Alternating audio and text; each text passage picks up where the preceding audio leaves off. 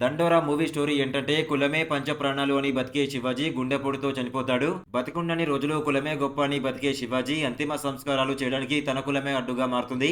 సిటీలో ఉండే కొడుకు విష్ణు తండ్రి చనిపోయినా పెద్దగా ఫీల్ అవ్వడు.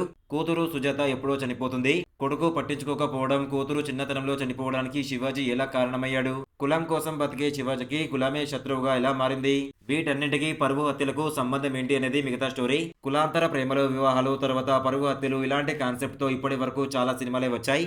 ఇక్కడ దండోరా సినిమాను కూడా అలాంటి కాన్సెప్ట్ తోనే రూపొందించారు. అయితే కాస్త బలగం టచ్ ఇస్తూ వర్గం ఆడియన్స్, పల్లెటూరు ప్రజలను కనెక్ట్ చేసే ప్రయత్నం చేశాడు డైరెక్టర్. అలాంటి ప్రయత్నం చాలా వరకు సక్సెస్ అయినట్టే అని చెప్పొచ్చు. అయితే ఇంకాస్త కొన్ని జాగ్రత్తలు తీసుకుంటే సూపర్ సక్సెస్ అనే పదాలు వచ్చేవి కావచ్చు. నిజానికి ఇలాంటి కథల్లో బాధితుడు అనేవాడు తక్కువ కులం వాడు అని చూపిస్తారు. కానీ ఇక్కడ డైరెక్టర్ కాస్త స్టెప్ తీసుకుని ఎక్కువ కులం వాడు కూడా బాధితుడే అని చెప్పే ప్రయత్నం చేశాడు. అదే సినిమాకు కథకు కొత్త అని చెప్పొచ్చు. సెన్సర్ వల్ల సినిమాలో కొన్ని కట్స్ ఇచ్చారు. ఇవి కూడా యాడ్ అయితే సినిమాకు మరింత ప్లస్ అయ్యేదేమో. ఇలా ఎమోషనల్ గా ఆలోచిస్తే బానే ఉన్నా సినిమాను ఆడియన్స్ మెచ్చేలా తీయాలి. అప్పుడే అది సక్సెస్ఫుల్ మూవీ అవుతుంది. అలా దండోరాను తెరకెక్కించడంలో డైరెక్టర్ కాస్త తడబడ్డాడు. సినిమా స్టార్టింగ్ అందరినీ టచ్ చేసేలా చేశాడు, కానీ దాన్ని కంటిన్యూ చేయలేకపోయాడు. పాత్రలను పరిచయం చేసిన తర్వాత ఎందుకో లాగ్ అనే ఫీల్ వస్తుంది. ఆ ఎపిసోడ్ త్వరగానే క్లోజ్ చేయొచ్చు, అయినా కూడా పొడిగించాడు అనేలా ఉంటాయి కొన్ని సీన్స్ అయితే. అలాగే తెలంగాణ ఏరియాలో కథ చెబుతున్నాడు కాబట్టి ఆ స్లాంగ్ విషయంలో డైరెక్టర్ మరింత శ్రద్ధ తీసుకోవాల్సింది.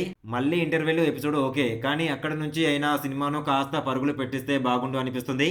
అక్కడ వచ్చే శివాజీ లవ్ స్టోరీ అది రియలైజేషన్ కోసమే అని అర్థమవుతున్నా ఆ రియలైజేషన్ కి కాస్త ఎక్కువే టైం తీసుకున్నట్లు అనిపిస్తుంది. మూవీ ప్లస్ పాయింట్స్ ఏంటంటే కథ, నటినటుల పర్ఫార్మెన్స్, ఇంటర్వెల్, క్లైమాక్స్, మెసేజ్ బాగుంటుంది. మైనస్ పాయింట్స్ ఏంటంటే లాగ్ సీన్స్ సెకండ్ హాఫ్ లో కొంతవరకు ఉంటుంది.